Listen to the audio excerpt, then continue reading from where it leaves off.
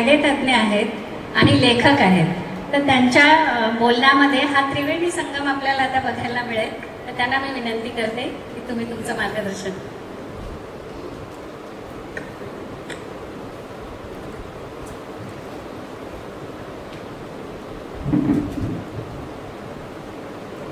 धन्यवाद. सन्माननीय व्यासपीठ, माझे स्नेही आणि चाहते धनंजय,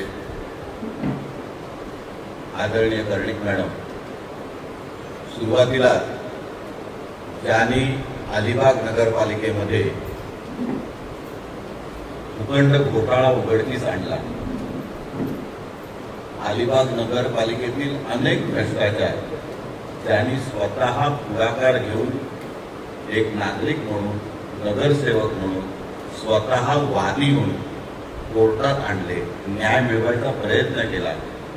तो आपल्या सगळ्यांचा मित्र आज जगातून निघून गेला, ॲडव्होकेट सागर पाटील. त्याला आपल्या सर्वांच्या वतीने, कारण तो आपल्याच जातकुळीतला होता, त्याची नाल अशाच प्रकारे भ्रष्टाचाराविरुद्ध लढण्यासाठी, अन्यायाविरुद्ध लढण्यासाठी होती. म्हणून आपल्या सर्वांच्या वतीने आपण त्याला श्रद्धांजली वाहतोय. बसूनच राहायचं आहे. त्याच्या कुटुंबियांच्या दुःखात आपण सामील आहोत, कारण काही क्षणापूर्वीच तो अंतर्धानात सामील झालेला आहे. पंचमहाभूतात त्याचं कलेवर सामील झालेला आहे. मित्रांनो, सन 1970 ते 75 गाव रत्नागिरीतलं अगदी खेडगाव, दुर्गम गाव मंडणगड. त्या मुलाचं वय होतं जमतेम 9, 10, 11 शाळेत जाणारा, हात चढणीतला, काट्याकुट्यात फिरणारा. त्या मुलाला संस्कार होत होते आजूबाजूच्या परिस्थितीचे, गरिबीचे, त्याच्या घरात येणाऱ्या कामवालीचे. वडील तालुक्याचे प्रमुख अधिकारी, तहसीलदार. त्याच्यापूर्वी देवरुखला तो मुलगा होता. संक्रांतीच्या दिवशी, होळीच्या दिवशी घरात पुरणपोळ्या व्हायच्या. तो मुलगा भाडोत्री होता. तहसीलदाराच्या घरात त्या दिवशी मिलोच्या भाकऱ्या होत्या. मिलो म्हणजे रशियाहून आलेला डुकर खाणारा जिन्नस जो रेशनवर मिळायचा. त्या मिलोच्या भाकऱ्या खाऊन तो मुलगा पुढे पुढे सरकत होता. संस्कार होत होते. वडील तहसीलदार होते, पण पायी फिरायचे. आताचा तलाठी देखील मोटरसायकल आणि कारशिवाय फिरत नाही. वडील स्वतःचा डबा स्वतः 7 वाजता बनवायचे. कडे कपारी, केळशी, अगदी वेळासभऱ्या लेवी गोळा करायची. त्यावेळेला बांधकाम मंत्री होते अतुले बॅरिस्टर. त्यांचा जीवा भावाचा मित्र होता रवींद्र राऊत, माजी मंत्री, त्यावेळेला जिल्हा परिषद सदस्य. त्या तहसीलदारांची नियुक्ती आंबेडकर झाली. तहसीलदारांनी डेरिंग केलं. मात्र आंबेडकरे सक्तीने लेवी वसूल, तहसीलदारांना निलंबित करण्यात. सच्चाईने वागले. 1 रुपयात आयुष्यात खाल्ला नाही, कोणाला खाऊन दिला नाही, म्हणून ते सस्पेंड झाले. या सरकार माहिती असेल तर देवरुख ते मुंबई हे अंतर किती किलोमीटर आहे जीपीएस वर बघा. स्वतःची केस स्वतः लढले. मुंबईला गेले, पाकिट मारलं म्हणून मुंबईहून चालत देवरुखला आले. शेवटी सत्ताचा विजय झाला. पुढे ते डेप्युटी कलेक्टर झाले, इलेक्शन ऑफिसर झाले, मुलं मोठी झाली. सगळी मुलं राष्ट्रपती पदक विजेती झाली. भारतात प्रथम आला. कोण नगरसेवक झाला, कोण आणखी शिकला. तो मुलगा पुढे वकील झाला. एका मोठ्या खटल्या रात्री 2 वाजता त्याचं ताट पडतो. समोर मैदाचा भाऊ मागण्या येत होते. वकील साहेब, तुम्ही उद्याच्या उद्या दक्षिण आफ्रिका नाही तर लंडन जातो, तुमची सगळी तयारी, आर्ग्युमेंटला तुम्ही उभे राहू. खाली वडील 92 वर्षाचे, ज्याने आयुष्यात 1 रुपया खाल्ला नाही, कोणाला खाऊन दिला नाही, सत्वानी वागले, त्यांच्या मुलाला ज्यांच्यावर असे संस्कार झाले, अर्धपोटी राहण्याचे संस्कार झाले, पण हरामाचं खायचं नाही, हे बाळकडून मिळालं.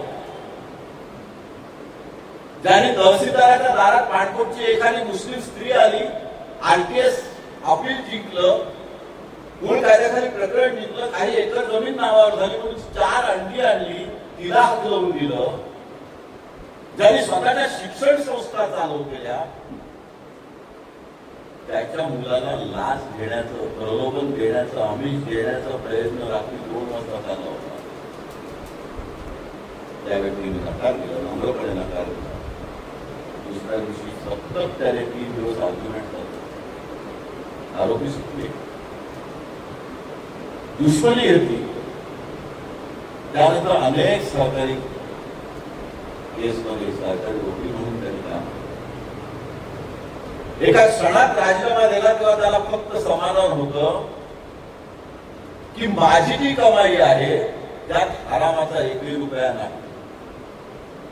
मी डोकं टेकल्यावर झोपू शकतो, तो मुलगा म्हणजे तुमचा आजचा वक्ता. विषय अगदी साधा आहे. भारताला भ्रष्टाचार मुक्त करायचा आहे. पहिली कॉमेंट आली आज विकास कंटक नावाची, हे अशक्य आहे.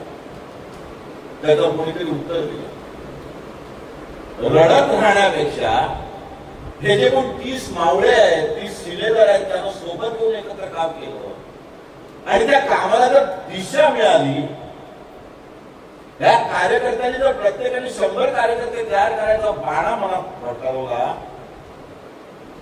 तर हे अलिबागच काय, रायगड काय, भ्रष्टाचार मुक्त होईल असं मीही म्हणणार नाही, परंतु वेसण घातली जाईल. सावंत साहेबांनी सांगितलं ते बरोबर आहे. एक जनशक्तीचा धाक असायला हवा आणि तो धाक निर्माण करण्याचं काम तुमच्या काळाचं जाणवं करणार. हे कुठं ब्राह्मणवादाचं जाणवं नाहीये, हे जबाबदारीचं पद आहे. मी एक सामाजिक कार्यकर्ता आहे. मला या निळ्या पिवळ्या लाल पट्टीतून पैसे कमवायचे नाही, तर मला समाजावर, समाजातील घातक लोकांवर अंकुश ठेवायचा आहे. हे अंकुश ठेवण्याचं काम तुमचं आहे आणि ते अंकुश कसा ठेवायचा एवढंच आज आपण संवादात घेणार आहोत. इथे कोणतीही कायद्यातली तत्व नाही, तुम्हाला कोणतंही बालबोधपणे शिकवण्याचा प्रयत्न नाही, कोणताही अहंभाव नाही, पण तरी सुद्धा आपण नेमकं कसं वागलं पाहिजे, आज समाज कुठल्या दिशेने चाललाय, आजचं राजकीय वारं काय, खरंच आपण भारताला घडवतोय की बिघडवतोय, याच्यावर कुठेतरी विचार मंथन व्हायला पाहिजे. म्हणून मी आज तुमचं अगदी उदाहरणं छोटी असतात. भ्रष्टाचाराची जड आपल्या घरातून सुरू होते, हे आपण पहिलं मानायचं. आपला निरुत्साहीपणा, आपला बोलघेवडेपणा किंवा आपण प्रयत्नपणे बघायची भूमिका, यामुळे भ्रष्टाचार घडतो आणि तो खरंच आपल्या आजूबाजूला घडतो. आपल्याला कळतं की आपल्या शहरात फेरीवाले हे पैसे देऊन एका जागी काय राहतात ते गुमास्तार नाही, त्याला सतत जागा बदलायच्या, त्याची ती पावती असते. पण एक फेरीवाला एकाच गल्लीत वर्षानुवर्षे अगदी नगरसेवकाच्या नाकावर टिचून त्याच्या दारात सुद्धा बसलेला असतो. हा सुद्धा भ्रष्टाचार, कारण त्याला पाठीला करून आपल्याला कळतंय की भिंतीला भिंती लागून बिल्डिंगची बांधकामं झाली, 7 मजल्याच्या ऐवजी 9 मजले झाले, आपलं पण डोंबरने उल्हास होणार आहे. पण एफएसआय कशाशी खातात हे आपल्याला माहिती नसतं. एक्स्ट्रा एफएसआय कसा विकला घेतला जातो ते आपल्याला माहिती नसतं. डेव्हलपमेंट अग्रीमेंट म्हणजे काय ते आपल्याला माहिती नसतं. ऍफिडेव्हिट पॉवर ऑफ अटॉर्नी म्हणजे काय माहिती नसतं. सब रजिस्ट्रारकडे नक्की कोणती कामं करायची असतात, सब रजिस्ट्रारची जबाबदारी काय, तहसीलदारची जबाबदारी काय, हे आपल्याला माहिती नसतं. आणि या अडाणीपणातून किंवा अर्धवट ज्ञानातून आपण कार्य करतो. आपल्याला नेमकं परिपूर्ण ज्ञान पाहिजे असं नाही, पण निदान बालबोध ज्ञान, निदान कायद्याची छोटीशी परिभाषा आपल्याला मिळायला पाहिजे. आणि तेही माहिती नसेल तर सामान्य ज्ञान, कॉमन सेन्स तरी असला पाहिजे. कालचा तलाठी परीक्षा देतो, एक वर्ष प्रोबेशनवर राहतो, दुसऱ्या वर्षी मारुती कार घेतो, तिसऱ्या वर्षी इनोवा घेतो, सातबारा उतारा बदलाला फेरफार करायला 50,000 रुपये मागतो, मला वरपर्यंत द्यायला लागतात सांगतो. आणि आपण ते निर्लज्जपणे किंवा मुळताडपणे देतो आणि आपलंच खरेदी करून आपली जमीन आपण विकले, पण खरेदीदाराच्या नावे करून देतो. मग तो तुकडेदोड तुकडेबंदी कायद्याची अडचण आणतो. मग आपल्याला तुकडेदोड तुकडेबंदी कायद्याची परवानगी मिळवण्यासाठी पुन्हा लाखभर खर्च येतो. मग ते सांगतात की आता बिनशेती जमीन पाहिजे, मग बिनशेतीसाठी पुन्हा आपण लाखभर रुपये भरतो. टाउन प्लॅनिंगला जातो, तो एक वेगळं सर्टिफिकेट मागतो, त्यांना 10-20,000 रुपये देतो. तुम्ही देता असं म्हणत नाही, पण तुमच्या समोरची लोक, तुमचे मित्र, तुमचे कुटुंबीय, तुमचे शेजारी हे देतात आणि हे देतात म्हणून भ्रष्टाचार. त्यामुळे केवळ लाच मागितली, मगाशी साहेबांनी सांगितल्याप्रमाणे, किंवा लाच दिली आणि ती सिद्ध केली एवढंच आपलं भ्रष्टाचार मुक्त भारताचं कर्तव्य नाही. लाच मागितली जाऊ नये, या लाचखोर लोकांवर, भ्रष्टाचारी लोकांवर व कुठल्याही स्वरूपाचा, समाजातल्या कुठल्याही अंगाचा तो भ्रष्टाचार असू दे, त्या भ्रष्टाचारावर आळा बसणे याच्यासाठी काम करण्याची जबाबदारी आपल्याला. केवळ लाचलुचपत खात्याच्या केसेस वाढल्या म्हणून आपल्याला कोणी स्टार देणार नाही आणि त्या केसेस सुटल्या म्हणून आपल्याला कोण आपला स्टार उचलवणार नाही. ते तर केलंच पाहिजे. ते एक शासकीय खातं आहे, ते एक अभियान आहे, जनजागृती अभियान आहे. पण तरी सुद्धा आपण काय करू शकतो, भ्रष्टाचार कुठल्या कुठल्या मार्गाने होऊ शकतो त्याकडे आपण जातो. हॉस्पिटलला आपण जातो, सरकारी डॉक्टर आले मग जागेवर भेटत नाही, मग तो सांगतो ना त्या डॉक्टरचा खाजगी हॉस्पिटलला तिकडे आणि किंवा इथे काय पोलीस उपाय मिळणार नाही. आपण म्हणतो नाही तो गरीब माणूस आहे, ऍक्सिडेंट केस आहे, मग तिथला पोलीस असतो, तो EPR रजिस्टर नोंदवतो, नाही तुमच्यावरच गुन्हा नोंदवला जाईल, पण तुमची गाडी मोठी होती, आपल्याला माहित असतो तो मोटरसायकलवाल्यानं आपल्या गाडीवर आढळलाय, त्याला घेऊन आपण आलोय, आपणच फिर्याद द्यायला त्यावर, पण आपल्यावर गुन्हा दाखल व्हायची वेळ. मग त्या पोलिसाला पटवण्याच्या पुढे मग आपण आमदार खासदार कोण कधी शाखा प्रमुख नाही तर कोळकीच्या राजकीय माणसाकडे जातो, तो धावत येतो, मग तिथून तो सरकारी डॉक्टर येतो, त्या डॉक्टरला वेळ नसतो कारण त्याचं खासगी हॉस्पिटल असतं. आपल्या मनात हा प्रश्न काय येत नाही की हे डॉक्टर 2 वर्षात खासगी हॉस्पिटल अलिबागला कसे काय बांधू शकतात आणि एकाच वेळी सरकारी नोकरीत आहेत, पगार घेतात, ते हॉस्पिटल कसं काय चालवत आहेत, डिस्पेन्सरी त्यांची कशी काय चालवतात, आपल्या कातकऱ्यांना आदिवासी बांधवांना तिकडे का बोलवत आहेत, खासगी हॉस्पिटलमध्ये दाखल करून औषधं खासगी घ्यायला लावतात, एका विशिष्ट दुकानातूनच औषधं घ्यायला का लावतात, हा सुद्धा भ्रष्टाचार आहे. डोळे उघडे आपले पाहिजे की सरकारी हॉस्पिटल लसी आहेत, औषधं आहेत, एका विशिष्ट दुकानातून ते औषधं घेतली तर त्याचं ते कमिशन आहे, एका विशिष्ट डॉक्टरकडे ऑपरेशनला नेलं तर तिथे कमिशन आहे, तिथून खासगी हॉस्पिटलला नेलं, JJ हॉस्पिटल नाही, MGM हॉस्पिटल नाही, KM हॉस्पिटल नाही, डॉक्टर चिठ्ठ्या देत नाही, डिस्चार्ज सर्टिफिकेट देत नाही, जोपर्यंत तुम्ही सांगत नाही 40 जा. हे जे प्रकार चाललेले आहेत हे सुद्धा भ्रष्टाचाराचेच प्रकार आहेत आणि भ्रष्टाचार मुक्त भारतात आता जागोजागी जागरूक राहणं हे आपलं कर्तव्य. केवळ हॉस्पिटलला चालतं का, हॉस्पिटलचा तर सभागृहाचा बर्फमान विकला जातोय आणि त्याचाच रुपये आपण खातो. हॉस्पिटलची बिल्डिंग 10 वेळा दुरुस्त होते, मग जिल्हा परिषदेचं काय, सेवेची ठाई तत्पर असा आपण नेहमी वाचायचो, पण खरंच तिथे काम होतात का. लोकप्रतिनिधी नगरपालिकेत, जिल्हा परिषदेत, ग्रामपंचायतीमध्ये किती सक्षम आहेत आणि मग तो सरपंच स्वतः सरपंच झाल्यावर किंवा त्याची बायको सरपंच झाल्यानंतर सत्ता कोण चालवतं, त्या वहिनीबाई किती वेळा सहीचे धनी होतात, बाकी ट्रक कोणाचे वाढतात, डंपर कोणाचे वाढतात, जेसीबी कोणाचे वाढतात. जर बंगला आला तर एनओसी देण्यासाठी किती घेतले जातात, त्या बंगल्याचं काम घेण्यासाठी ठेका कसा मिळवला जातो, सरपंचाच्या नावावर जमत नसेल तर सरपंच आपल्या बगलवरच्याला का ठेके घ्यायला लावतो, आपल्याला कळत नाही. सगळं माहिती असतं, पण आपण मांजरासारखं डोळे मिटून खातो. कारण सरपंचाची पंगा घेणं आपल्याला पाण्यात राहून माशाची वैर केल्यासारखं वाटतं. तुम्ही पुढे गेलात तर तुमचे घरचे पाय ओढायला मोकळे असतात आणि म्हणून लोक लज्जेस्तो आपण गप्प बसतो, फक्त गळ्यात हे ताईत मिळवतो. तिथे तुम्हाला कुठेतरी थिंडी पडली पाहिजे की मला सरपंचाविरुद्ध उभं राहायला पाहिजे, मला या ग्रामसेवकाविरुद्ध उभं राहायला पाहिजे. या ग्रामसेवकांनी एखाद्या मोठ्या रिसॉर्टला 2000 रुपये घरपट्टी लावले, पण माझ्या घराला 3000 रुपये लावले. माझं घर 3 खोल्याचं रिसॉर्ट, 30 खोल्याचं, तिथे स्विमिंग पूल आहे, कमर्शियल मीटर आहे, तिथे 2 इंचाची पाईपलाईन दिली, मला अर्धा इंचाच्या पाईपलाईनला पाणी येत नाही. माझी पाणीपट्टी किती आहे, त्या रिसॉर्टची पाणीपट्टी किती आहे, हे सगळं माहितीच्या अधिकारात येतं. म्हणून मी सावंत साहेबांचं की जनजागृती व्हायला पाहिजे, दबाव यायला पाहिजे, म्हणून ही माहिती मागवणं. प्रत्येक माहिती मागवली म्हणजे आपण दावा करणार, फौजदारी केस करणार असं नाही, पण तुमचा तो अर्ज गेल्यामुळे दबाव येतो. म्हणून माहितीचा केवळ ग्रामपंचायतीतच सरपंच, उपसरपंच, ग्रामपंचायत सदस्य भ्रष्टाचार करतात. हे सगळे लोक निवडून आल्यानंतर प्रचंड खर्च करतात, निवडणुकीसाठी खर्च करतात. आपल्या आजूबाजूला 500-1000च्या नोटांची पाकिटं अर्ध्या रात्री जमा होतात. दुर्दैवाने अलिबाग नगरपालिकेमध्ये डॉक्टर आणि वकील सुद्धा ही पाकिटं स्वीकारतात.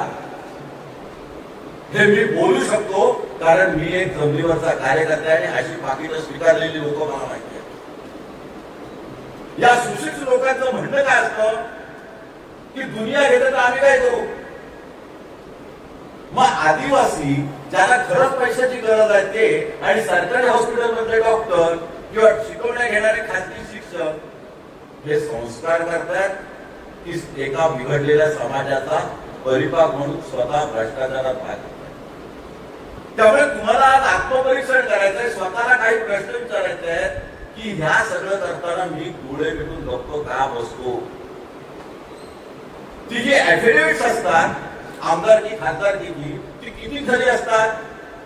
त्या आमदारकी खासदारकीची जी ऍफिडेव्हिट असतात त्याच्यात मिळकतीचं मूल्यमापन केलं जातं, मालमत्तेचं विवरण दिलं जातं, ती आपण किती वेळा मिळवतो. ती वर्तमानपत्रात येतात, स्थानिक वर्तमानपत्रात येतात, तुम्ही मागू शकता. एखादा लोकप्रतिनिधी 10 गाड्या मिळवत असतो, पण नावावर एकच असते, सातबारा एकच असतो, पण संपूर्ण सगळ्या प्रत्येक ठिकाणी त्यांचे सातबारे असतात. गावठाणं रायगड जिल्ह्यात विकली जात आहे. जी गावठाणाची एक्सटेंडेड गावठाणाची जागा होती, गुरचरणाची जागा होती, ती विकली जाते. त्याचे प्लॉट पाडले जातात. जमीन एने नसताना 1-1 गुंठ्याचे प्लॉट पाडले जातात. ते 10-10-20-20 लाखाला विकले जातात. त्याच्यावर 20-20, 50-50 लाखाचे बंगले होतात. ते बंगले विकले जातात. तरी आपल्या लोकप्रतिनिधींना दिसत नाही. मग तुम्ही कळला म्हणून आत्मपरीक्षा तुम्हाला तरी दिसलं पाहिजे की हे गावठाण कधी विकलं गेलं, हे गुरचरण होतं, ह्याचे दावे कोर्टात चालू होते. हे गुरचरण इथे बैला काढायच्या शर्यती चालायच्या आणि इथे आता बंगले उभे राहिले, रिसॉर्ट उभे राहिले, समुद्र किनारच्या जागा चालल्या. सुरूचं बन तोडलं जात आहे, सुरूच्या बनात आक्रमण होतंय, तिकडे मिळकत खायला आक्रमण होतंय, खार जमीन फोडली जाते, खार जमीनची खारकुंडी कापली जाते, खारकुंडी कापून तिथे प्लॉट पाडले जातात, रेवदंड्याची खार जमीन विकली गेले. कोण लक्ष ठेवणार. रेवदंड्याचा किल्ला कधी बघितलाय. आगरकोट किल्ल्यामध्ये 10, 12, 15 तोफा होत्या. या 1531 मधला तोफा एक आगबोटवाला बंगलेवाला आला, त्यांनी त्या बंगल्याचा तोफा उचलल्या, स्वतःच्या बंगल्यात ठेवल्या. काही दिवसांनी त्या एक्सपोर्ट झाल्या, तर लाखो रुपयाला विकला गेला. आगबोटवाल्यावर आजपर्यंत फिर्याद झालेली नाही. तिथे शिलालेख आहे. हा मराठी भाषेचा ठेवा आहे. अभिजात मराठी भाषा आपण बोलतो, पण मराठीतले आद्य शिलालेख अलिबाग तालुक्यात आहेत, श्रवण बेळगावला नाहीये. हा राष्ट्रीय ठेवा आहे. हा राष्ट्रीय ठेवा जपण्याचं काम आपलं आहे, पण तो जर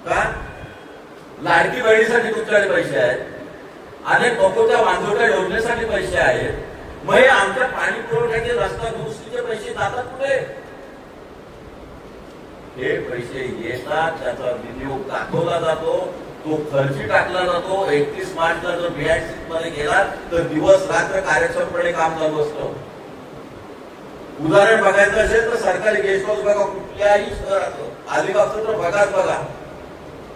त्या सारंग गेस्ट हाऊसला अमिताभ बच्चन आला, रेखा आला, आमदार खान आला, तिथे नाही ठिकाण आलं, हॉटेल नव्हती.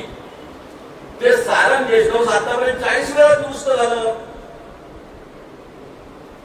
या 50 वर्षात 40 वेळा जर गेस्ट हाऊस दुरुस्त होत असेल तर त्याच्यात किती गेस्ट हाऊस बांधली जातील? तुषार गेस्ट हाऊसचं प्लॅस्टर किती वेळा झालं? दरवर्षी बाद झाला की तुम्हाला पडल्यापासून एसी पासून सगळं बदललं जातं. मग गेल्या वर्षीचे एसी भंगारच्या भावात कोणी विकले? जो एसी 40,000चा आहे तो 3,000ला विकला जातो आणि जो एसी 40,000चा आहे तो 50,000ला खरेदी दाखवली जाते. तुम्हाला दिसत नाही? आणि हे जर दिसत असेल आणि जर तुम्ही डोळे मिटून बसता असाल तर आपण खरंच कार्यकर्ते आहोत की फक्त गळ्यात पट्ट्या अडकवण्यासाठी आलेलो म्हणून आहोत. भ्रष्टाचार प्रत्येक ठिकाणी चाललाय, सोसायट्यात तर चाललेलाच आहे, हाऊसिंग सोसायट्यात चाललाय. कारण ही आता ही एक अपप्रवृत्ती आहे, सहज प्रवृत्ती निर्माण झाली आणि भ्रष्टाचाराला मान मिळतो, शिष्टाचार चालतो. भ्रष्टाचारी लोक निवडून आणतो आपण, निवडून दिली जातात. भ्रष्टाचारी माणसाकडे चांगले पैसे येतात, त्याच्याकडे चांगली इनोवा गाडी येते, त्याच्या पुढचे फॉर्च्युनर येते, त्याचे बूट सफेद असतात, कपडे कडक असतात, तहसीलदार उभा राहतो म्हणून आपण त्याच्याकडे जातो की तू आमचं काम करू. पण तुमच्या शेजाऱ्याचं काम तहसीलदारकडे नेऊन वेळ प्रसंगी घाबरवून त्याला कर्तव्याची जाणीव करून की हे कायद्यात बसणारं काम आहे, तुम्ही कायद्याप्रमाणे निकाल द्या, पण तो 30 दिवसाच्या आत द्या, कारण कायद्यात म्हटले तुमचा निकाल आम्हाला पटला नाही तर आम्ही प्रांताकडे राहू. तुम्ही जिल्हा परिषदेत कधी गेलात? सीओ किती ते किती बसतो, दरवाजावर काय लिहिलेलं असतं? संध्याकाळी 3 ते 5 अभ्यासकांना भेटायची वेळ. DSP कडे लिहिलेलं आहे, कलेक्टरकडे लिहिलेलं आहे, प्रांताकडे लिहिलेलं आहे, अगदी गटविकास अधिकाऱ्याकडे पण लिहिलेलं असतं. किती वेळा ते त्या वेळेत खुर्चीत बसलेले असतात. पालकमंत्री आले, त्यांना शाळेचं पाणी लागतं म्हणून गटविकास अधिकारी जातो. पालकमंत्र्यांच्या मागे गाडी दिसली पाहिजे म्हणून तहसीलदार जातो. आदिवासीत अशा घटना घडल्या, अपघाती निधन होऊन सुद्धा तहसीलदार, सिव्हिल सर्जन मंत्र्यांच्या मागे आहे, पण तिथे लक्ष द्यायला त्याला वेळ नाही. सिव्हिल हॉस्पिटल म्हणजे भ्रष्टाचाराचा आगर झाले. काही कार्यकर्ते आहेत, प्रत्येकाची नावं घेणार नाही, त्यांनी त्या पद्धतीने त्यांच्या क्षमतेने भ्रष्टाचार पुढे आणण्याचा प्रयत्न केला, मात्र तो दाबला जातो. मग तो गोवा रस्ता असेल, वडखड रस्ता असेल, कधी विचार केलाय की यापूर्वी काही संघटनांनी आंदोलनं केली, भारतातला नव्हे महाराष्ट्रातला सर्वात जास्त एकरी भाव 1,30,000 जमिनीला गेल कंपनीला मिळाला, विक्रम इस्पात कंपनीला मिळाला, कारण ती सरकारी ऍक्टिव्हिटी. लोकांनी पैसे घेतले, उडवले, घरं बांधली, कन्यादान केलं, सगळं केलं, गाड्या उडवल्या, पैसे संपले. आज शेतकरी रस्त्यावर आहे, त्याच्याकडे शेती राहिली नाही, त्याच्यात विक्रम इस्पात चालू. विक्रम इस्पात हे बिर्ला कंपनीचं, त्यांनी बिर्ला मंदिर बांधलं, तेवढं ठेवलं आणि ते दुसऱ्याला विकलं. कधी करार बघितला? त्या करारामध्ये अट अशी आहे की शासनाच्या पूर्व परवानगीशिवाय ही जी स्वस्तात जमीन तुम्हाला दिली आहे औद्योगिकरणासाठी, 100 एकराच्या वरची जमीन आहे, ती तुम्ही हस्तांतरित करायची नाही. मग ही IPCL कंपनी रिलायन्सकडे कशी गेली? पूर्वीची कंपनी JSW कडे कशी गेली? बिर्ला कंपनी JSW कडे कशी गेली? HP कंपनी विकली का जाते? गेल कंपनीचं आधुनिकीकरण कसं होतंय? आपल्याला काहीच माहिती नाही. आणि हे जर उत्तर या 3 जणांपैकी एकाकडेही नसेल तर आपण खरंच जागरूक नागरिक आहोत का? आपल्या मुला बाळांना देणारी कंपनी ही कोरोनात उघडी राहते, इतकं त्यांचे जर वशिले असतील, कोरोनामध्ये हजारो जणांना तिथे लागण होते तरी ती बाहेर पडत नाहीत. मेंढरांसारखी माणसं तिथे दांगली जात होती, हा भ्रष्टाचार नाही. सावंत साहेबांनी JHWचं काढलं बाहेर. किती जमीन आहेत, जिथे जिथे सरकारी जमीन आले तिथे तिथे अध्यक्ष ठरवलेले आहे की माजी सैनिकांना द्या, अपंग सैनिकांना द्या, अपंग व्यक्तींना द्या, शिक्षण संस्थांना द्या, सामाजिक संस्थांना जागा द्या. किती अलिबाग तालुक्यातल्या जागा विशेषतः सरकारी फळ जागा या कॅटेगरीमध्ये दिल्या गेल्या. तुमच्या ओळखीच्या कुठल्या माजी सैनिकाला 1 वर्षाच्या आत ती 1 एकर जागा मिळाली? लोक मरून गेली. 40-40 वर्षे वाट करून महाड कोल्हापूर पासून हजारो माजी सैनिक आहेत. या प्रशासकीय अधिकारी ज्यांनी त्यांना ताकाला सूर लागू दिला नाही, त्यांना जमिनी मिळून दिल्या नाही आणि त्याच जमिनीवर आज बंगले उभे आहेत. MIDC मध्ये भ्रष्टाचार नाही. MIDCचा प्लॉट तुम्ही मिळवायला जा आणि त्याच दिवशी GIDCचा प्लॉट मिळवायला जा. गुजरात सरकार तुमच्या स्वागताला उभं असतं. 1 खिडकी योजना तिथेही आहे, इथेही आहे. इथे 1 खिडकी योजनेतून 1000 फाटे फोडले जातात, 1000 NOC आणायला सांगितल्या जातात. त्या प्रत्येक NOC साठी पैसे मागितले जातात. आणि गुजरातला एका दिवसात तुमच्या हातात NOC मिळते, तिसऱ्या दिवशी वापीला तुमच्या कारखान्यासाठी जमीन मिळते, लिस्ट मिळते, तुम्हाला तयार शेड मिळते, मार्केट मिळतं. आणि मग आपण बोलायचं स्थानिकांवर अन्याय. तिथला उद्योग गुजरातला काय जातो? माईकवर नेत्यांनी बोलणं वेगळं, कार्यकर्ता म्हणून तुम्ही जर हे बोलणार असाल तर अभ्यास पूर्ण बोला. प्रकट होण्यापूर्वी त्याची पूर्ण माहिती घ्या की आपली मराठी माणसं किती उद्योग करतात आणि मग मराठी माणसं उद्योग करत नाही तर दुसरे जे उद्योग करतात ते कुठल्या भ्रष्टाचारी मार्गाने उद्योग करतात, त्यांना याची ऑर्डर कशा मिळतात, ते कुठे वर्कमन कॉम्पन्सेशनचे सगळे फॉर्म भरतात, अपघातानंतर ते कसे वागतात. आणि हा वचक तयार होणं, जनरेटर तयार होणं हे या कार्यकर्त्याचं काम. मी मगाशी अविनाश धर्माधिकाऱ्यांचा उल्लेख केला की कार्यकर्ता अधिकारी बनला पाहिजे. म्हणजे अधिकाऱ्याला मी या भारत मातेच्या सेवेसाठी आलोय, मला खूप 7वं वेतन आयोग, 6वं वेतन आयोग आणि खूप लाखांमध्ये पगार मिळतोय, त्याच्यात माझं कुटुंब मी मानाने सांभाळू शकतो, मला हे टेबलाखाली हात पसरण्याची सवय नाही, गरज नाही. पण दुर्दैवाने नगरपालिका असो, ग्रामपंचायत असो, जिल्हा परिषद असो, न्यायालय असो, नाहीतर सचिवालय असो, प्रत्येक ठिकाणी भ्रष्टाचाराची कीड लागलेली आहे. आणि या कीड लागण्याला कारणीभूत लोकजागृती कमी आहे, लोकांमध्ये आत्मपरीक्षण करण्याची शक्ती कमी झाली आणि कार्यकर्ता कमी. आणि म्हणून हा जे अंकुश ठेवायचं काम, आपल्याला कोणाकडे पैसे काढायचे नाहीये, आपल्याला फक्त गैरमार्ग थांबवायचा आहे, भ्रष्टाचाराला आळा घालायचा आहे. हे भ्रष्टाचार करणारे जे प्रशासकीय अधिकारी असतील, लोकप्रतिनिधी असतील, मुळात आपल्याला माहिती आहे पब्लिक सर्वंट म्हणजे कोण. आपण ती व्याख्या समजून घेतली पाहिजे. तुम्ही सरकारी अनुदान घेताना मग तुम्ही कोणी असा, तुम्ही पब्लिक सर्वंटच आहात, तुम्ही लोकसेवक आहात. आणि एका लोकसेवकाला सरकारी पगार मिळतोय, त्याने जर पगार भागवायचा आहे, तो जी जी अतिरिक्त लालसा करेल, जी अतिरिक्त डिमांड करेल, ती सगळी या लाचखाली किंवा भ्रष्टाचाराखाली किंवा अपहाराखाली. एखादा माणूस अजिबात भ्रष्टाचार करत नाही, पण तो रॉबिन हुडचा अवतार होतो. म्हणजे काय करतो?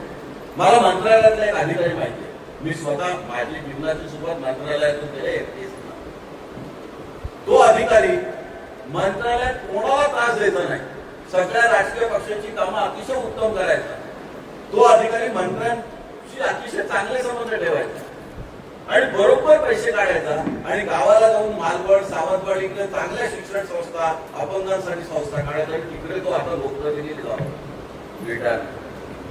पण असं लक्षात आलं की त्यांनी अनेक मंत्र्यांना बिघडवलं आणि स्वतः सुद्धा प्रचंड भ्रष्टाचार.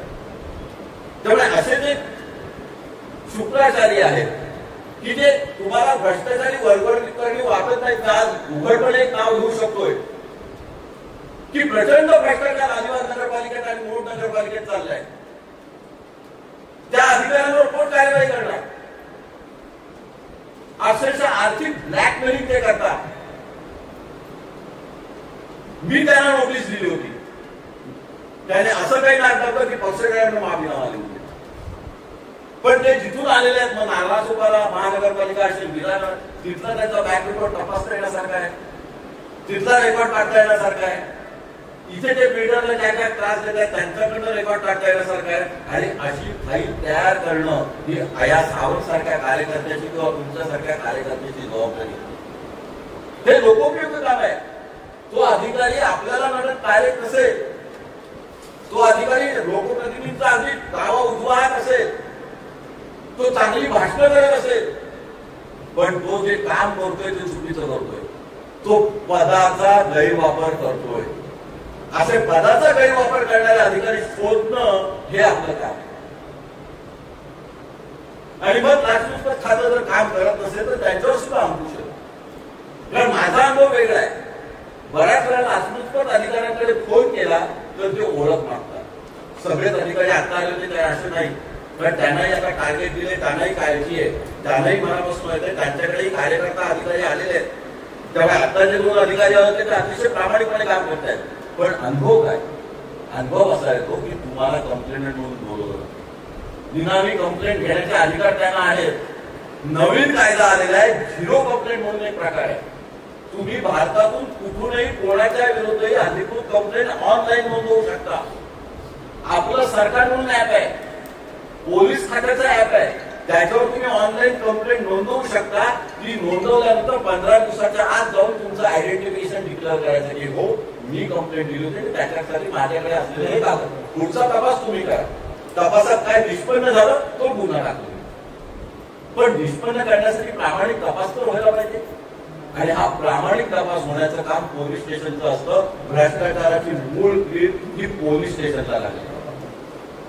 मग तो त्या आरटीओ कार्यालयातला कर्मचारी असेल, वाहतूक खात्यातला कर्मचारी असेल, पोलीस खात्यातला कर्मचारी असेल, प्रत्येक पोलीस स्टेशनला एक तरी असा कर्मचारी माणूस असतो की तो भ्रष्टाचाराला सहाय्य करत असतो.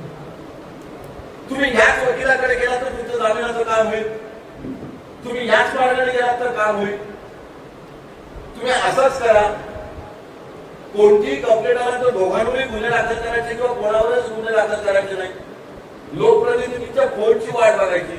हा सुद्धा एक प्रकारचा काम चुकारपणा आहे. त्यामुळे भ्रष्टाचाराच्या व्याख्येने सगळं येत आहे. तुम्हाला कायद्याने दिलेलं काम तुम्ही करत नसाल, जाणीवपूर्वक काम चुकारपणा करत असाल तरी सुद्धा तुम्ही गोष्टीला न्याय देत नाही आहात. त्या अधिकाऱ्यांना असं वाटलं पाहिजे की मी सरकारचा पगार घेतोय किंवा प्रामाणिकपणे विचार होईल कारण मी काम केलं पाहिजे. जर मला जमत नसेल तर मी राजीनामा दिला. आज अनेक सरकारी अधिकारी निवृत्त झाल्यानंतर धंद्यात उतरतात, करोडो रुपये गुंतवतात, कुठून लागतात. चांगले चांगले पोलीस अधिकारी निवृत्त होताना किंवा सेंड ऑफ देताना 5 स्टार हॉटेलमध्ये पार्ट्या देत आहेत. काय नाही आपला एखादा अर्जदार की या पार्टीचा खर्च केला कोणी? तुम्ही तर एक्साइज डिपार्टमेंट मध्ये होतात. तुम्हाला तर दारूबंदी खात्याप्रमाणे या सगळ्या वाईन शॉपवर कंट्रोल करायचा होता.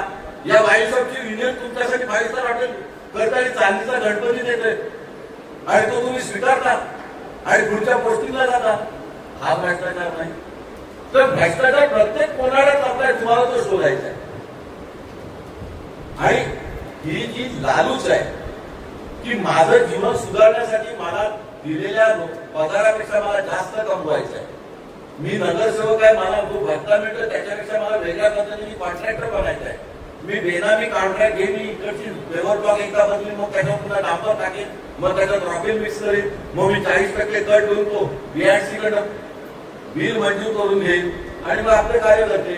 तिथे झाड लावतात, वृक्षारोपण केलं खड्ड्यात, खड्ड्यावर आपण रील बनवतो.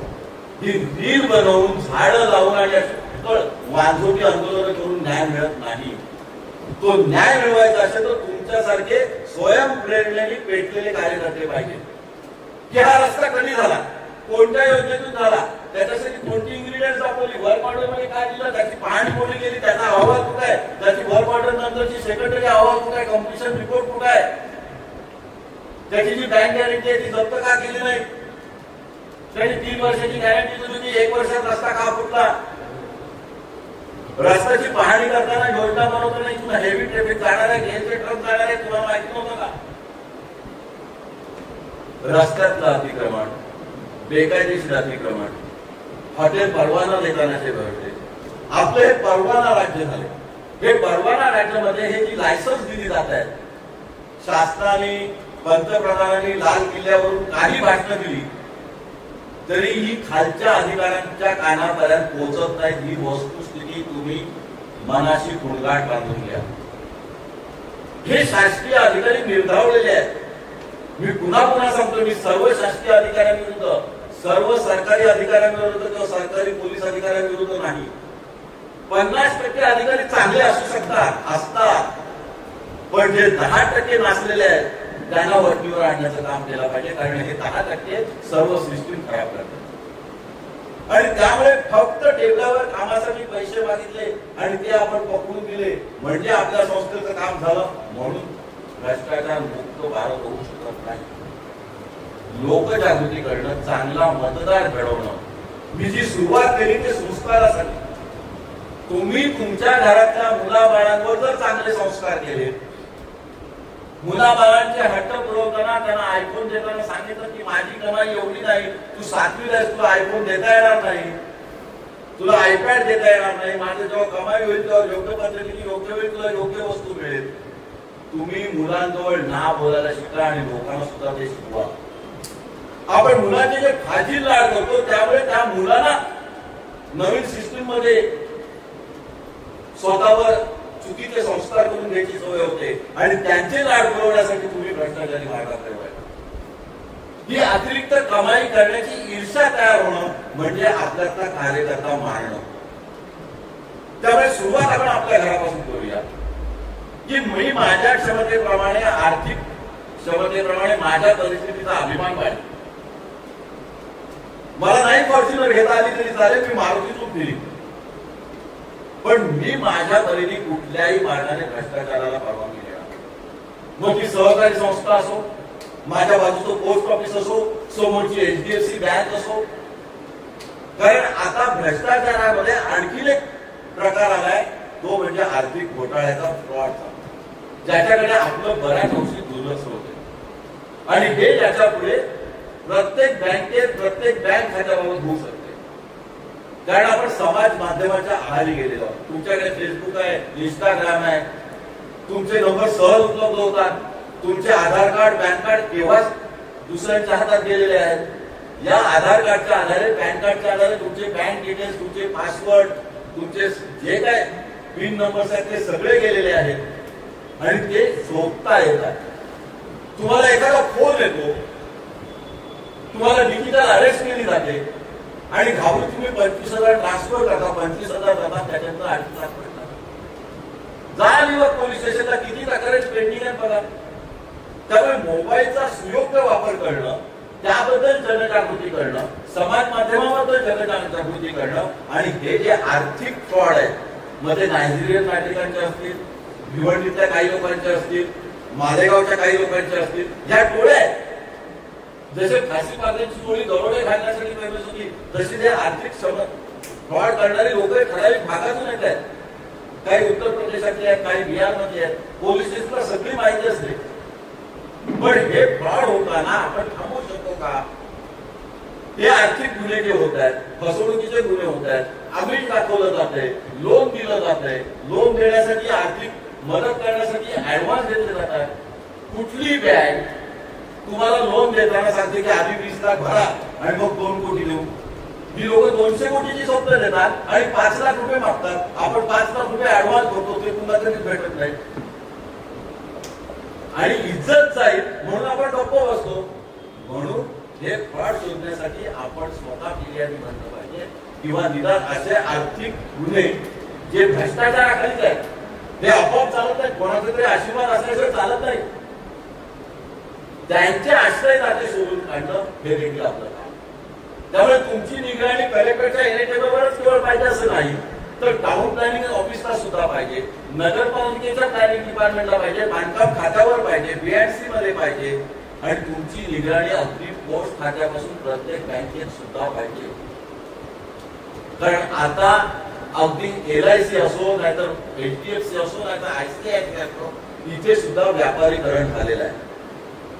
कुठल्याही बँका ठेवीवर जगत नाहीत, नुसत्या ठेवी मिळवून बँका चालत नाहीत, त्यांना कर्ज द्यावी लागतात, त्यातल्या व्याजाच्या उत्पन्नावर ते चालतात आणि हे कमीत कमी आकर्षणात जास्तीत जास्त व्याज कमवायची वृत्ती निरनिराळ्या बँकांना आले आणि यामध्ये चुकीच्या पद्धतीने कर्ज गळ्यात टाकली जातात. शेअर मार्केट मधला भ्रष्टाचार हा अत्यंत मोठा आहे, जो अलिबागकरांनी काळजी करण्यासारखा आहे. तुम्हाला अनेक आमिष दाखवून अनेक एजंट निरनिराळ्या म्युच्युअल फंडामध्ये पैसे गुंतवायला सांगताय.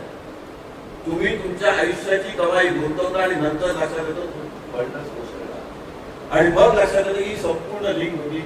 हा सुद्धा एक प्रकारचा आर्थिक भ्रष्टाचार आहे. या सगळ्यावर अंकुश ठेवायचा असेल तर तुमची प्रशिक्षण शिबिर होणं गरजेचं आहे. आणि मग एखाद्या प्रशिक्षण शिबिराला बँक अधिकारी बोलवा, एखाद्या प्रशिक्षण शिबिराला इलेक्ट्रॉनिक इन्स्ट्रुमेंट वाले बोलवा. हे आर्थिक फ्रॉड कसे होतात ते तुम्ही समजून घ्या. एखाद्याला वकिलाला बोलवून घ्या. अगदी काही वेळेला तुम्हाला सिव्हिल हॉस्पिटलच्या लोकांना बोलवून घ्या किंवा निर्णय कार्यकर्ते त्यांना बोलवून घ्या. त्यांच्याशी चर्चासत्र करा. 30 लोक असते, अजिबात काळजी करू नका. तुमची ताकद 300 कार्यकर्ते बनवायची आहे. तुमची ताकद या 300 कार्यकर्त्यांकडनं 30,000 लोकांपर्यंत पोहोचायची आहे. तुम्हाला कुठे नगरसेवक म्हणून कोणी निवडून देणार नाही. तुम्हाला ग्रामपंचायत सदस्य म्हणून कोण निवडून देणार नाही. तुम्ही जिल्हा परिषद सदस्य होणार नाही. तुम्हाला कोणतेही राष्ट्रपती पदक मिळणार नाही. त्यामुळे पदकाची कोणती अपेक्षा नव्हती काम. आणि म्हणून तुमच्या कामाला सलाम करायला, मुजरा करायला मिळाला. आम्ही केवळ एकेका विभागाचे कार्यकर्ते आहोत. एक लेखका म्हणून आम्ही 13-14 पुस्तकं लिहिली असतील. पण आमचं कार्य आणि तुमचं कार्य याच्यात तुमचं कार्य आणि आमच्या कार्यात जमीन आसमानाचा फरक आहे. कारण तुम्ही जमिनीवर पाय रोवून उभे आहात. म्हणून तुमची नजर गरुडाची असली पाहिजे. त्या गरुडाच्या नजरेतून तुम्हाला गरुड भरारी घेऊन खाली जमिनीवर काय चाललंय, काय पेरलं जातंय, कृषी खात्यात कसे भ्रष्टाचार होत आहेत. गेले 10 वर्षात अलिबागच्या फलोत्पादन खात्याने यांत्रिक सामुग्रीसाठी अनुदान किती दिलं आणि किती मंजूर झालं एवढं तर माहिती करा.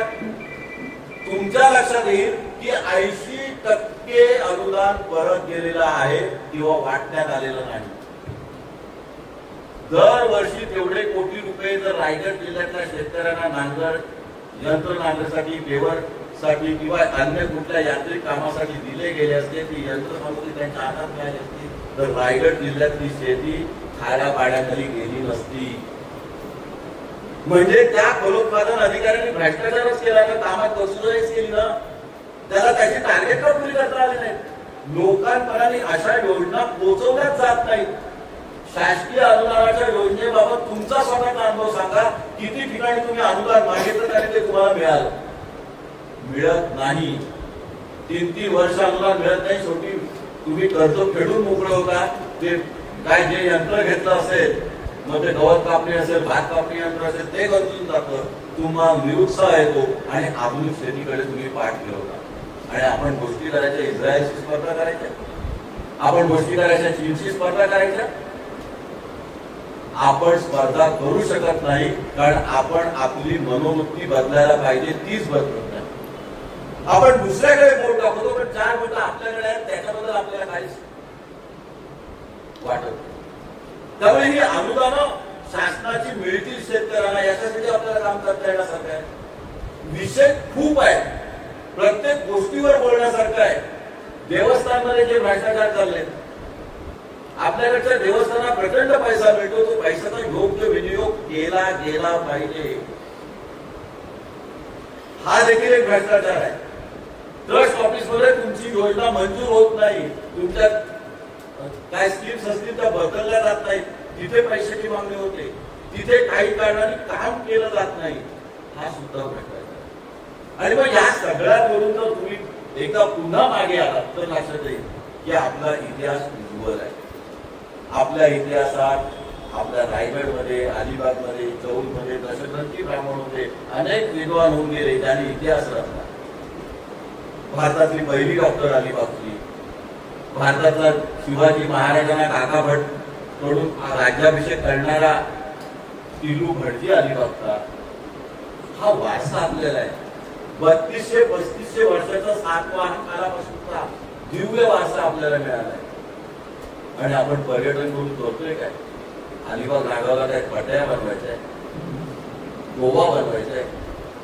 अलिबागला येणारा पर्यटक हा शिस्तीत राहील, सुसंस्कृतपणे वागेल, अलिबागची जी विरासत आहे ती बघून जाईल, अलिबागची धार्मिक स्थळं आहेत ती बघून जाईल, तिथलं पावित्र्य जपेल, ऐतिहासिक जपेल. हे करण्याऐवजी पुराण वस्तू संशोधन खातं त्याला चापतोड लावणार.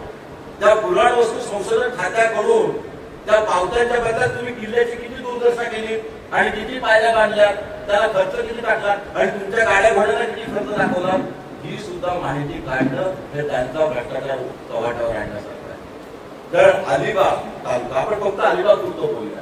अलिबाग तालुक्याचा जो काही पौराणिक वारसा आहे, धार्मिक वारसा आहे, ऐतिहासिक वारसा आहे, एका चौलीला 40 साम्राज्य झाली, 40 वेळा ते चौल जाळलं गेलं, नटनामूक केलं गेलं, तरी आज चौल उभं आहे. त्या चौलला 40 नावं होती, 360 तलाव होते, 360 पुरातन देवळं होती. संभाजी महाराजांनी बांधलेला किल्ला तिथे आहे, आज चौपाटा तिथे आहे, 7 मजली इमारत तिथे आजही उभी आहे, तिथे भुयार आहे, तिथे गंडकी खडकांच्या, नेपाळच्या गंडकी खडकाच्या मूर्ती तिथे आहेत, त्या चोरीला जात आहेत. आणि पुराण वस्तू संशोधन खातं किंवा इतिहास संशोधन खातं पूर्णपणे दुर्लक्ष करते. मेरीटाईम बोर्ड आहे, भ्रष्टाचाराची खाण आहे. तुम्हाला समुद्रावर जलक्रीडा करण्यासाठी परवानगी देण्यासाठी इतक्या अडचणी येतात. 2 लाख दिले की तुम्हाला परवानगी मिळते. मग एकाच घराण्याचा 10 बोटी होतात, तिथे अपघात होतात, तिथे विमा काढला जात नाही, अपघात झाला तर फिर्याद नोंदवली जात नाही. इथे तुमची लक्षण आहे. थोडक्यात शेवटाकडे येतात मी सांगतोय की भ्रष्टाचार तुमच्या आजूबाजूलाच पोचला जातो, तुमच्या शेजारीच पोचला जातोय, तो फक्त शोधायचा आहे. भ्रष्टाचार म्हणजे तलाठ्याने पैसे मागितले, कलेक्टर ऑफिसच्या एनएटेबलनी पैसे मागितले किंवा हवालदारांनी पैसे मागितले, इतक्या पुरता मर्यादित नाही. हा सगळा अनाचार आहे, अनागोंदी कारभार आहे. प्रशासकीय अधिकारी किंवा जे कोण लोकसेवक आहेत जे भ्रष्टाचारी मार्गाने वेगवेगळ्या पद्धतीने काम करतात किंवा काम करत नाही, काम सुकारपणा करतात, ती शासनाची उद्दिष्ट पार पाडली जात नाही. आपला जो सुजलाम सुफलाम भारत बनवायचा आहे, पंतप्रधान कोण आहे हे महत्वाचं नाही, पण भारताच्या प्रत्येक पंतप्रधानांनी भारताच्या विकासाच्या योजना आखलेल्या आहेत. ती शासनाची योजना असते आणि शासकीय योजना योग्य पद्धतीने नाव बदलली असली तरी ती पार पाडणं एक कार्यकर्ता म्हणून आपलं काम आहे. आपण कुठल्या पक्षाचं बिल्ला इथे लावायची गरज नाही, कारण या बिल्ल्यापेक्षा तुमचं सामाजिक कार्यकर्ता किंवा तुमच्या गळ्यातली जी रिमीन आहे ती जास्त महत्वाची. या रिमीनीशी प्रामाणिक राहूया, एक चांगला नागरिक आपण स्वतः बनूया, आपल्या घरच्यांवर सुसंस्कार करूया, आपल्या शेजारी बाजारी आपल्या आजूबाजूच्या कार्यालयातला कुठलाही अधिकारी वाममार्गाला लागणार नाही इतका वजन आपल्यामुळे त्याच्यावर बसवूया. एक समृद्ध भारत घडवूया, एक सुरक्षित भारत घडवूया. जगाच्या नकाशावर जे सगळ्यात मोठा डाग आपल्याला लागलेला आहे की भ्रष्टाचारी राष्ट्रांमध्ये भारताचा बराच वरचा क्रमांक लागतो. विकसनशील राष्ट्रावर आपण चौथे आहोत, पण भ्रष्टाचारी राष्ट्र म्हणून आपण आणखी कुठे चाललोय, याला कुठेतरी आळा बसवूया. जय हिंद, जय महाराष्ट्र.